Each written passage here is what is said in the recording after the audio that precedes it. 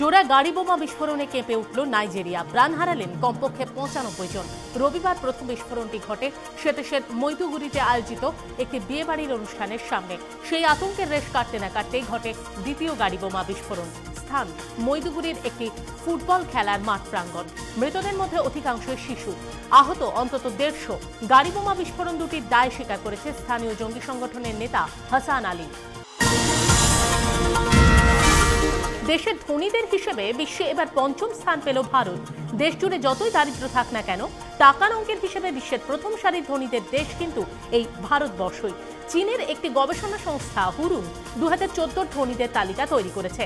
গবেষণায় প্রকাশ, বিশ্বের মোট 70 জন বিলিয়নিয়ারের বাসস্থান এই ভারতেই। তার মধ্যে দেশের শ্রেষ্ঠ ধনী হিসেবে উঠে এসেছে রিলায়েন্স গোষ্ঠীর কর্ণধার মুকেশ আম্বানির নাম। তার সম্পদের পরিমাণ প্রায় 1800 কোটি মার্কিন ডলার। বিশ্বের ধনীদের তালিকায় মুকেশের নাম 41তম স্থানে।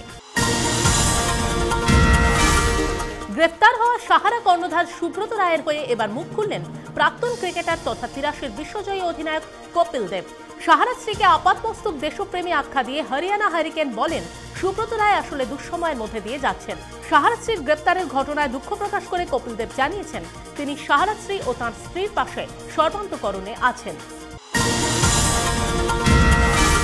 এবার চাইলেই আপনি যেতে পারবেন কাঞ্চনজঙ্ঘার চূড়ায়। একেবারে টপে বসে উপভোগ করতে পারবেন নৈসর্গিক সৌন্দর্য। বিশ্বের তৃতীয় উচ্চতম শৃঙ্গে আপনাকে সহজে পৌঁছে দিতে এবার সিকিম সরকার চালু করলো হেলিকপ্টার পরিষেবা। রাজধানী গ্যাংটক থেকে মিলবে এই পরিষেবা। বছরভর এই পরিষেবা চালু থাকলেও সিকিম সরকার পরামর্শ দিয়েছেন মার্চ থেকে মে অথবা সেপ্টেম্বর থেকে নভেম্বরের মধ্যে ওই কাঞ্চনজঙ্ঘা অভিযান করতে।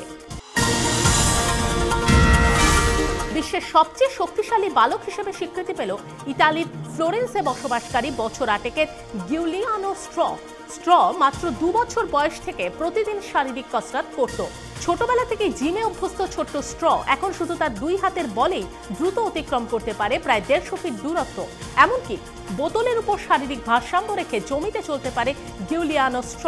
সম্প্রতি গিনেস বুক অফ ওয়ার্ল্ড রেকর্ডসের পক্ষ থেকে তাকে সবচেয়ে শক্তিশালী বালক ও কম বয়সী বডি বিল্ডার হিসেবে স্বীকৃতি দেওয়া হয়েছে।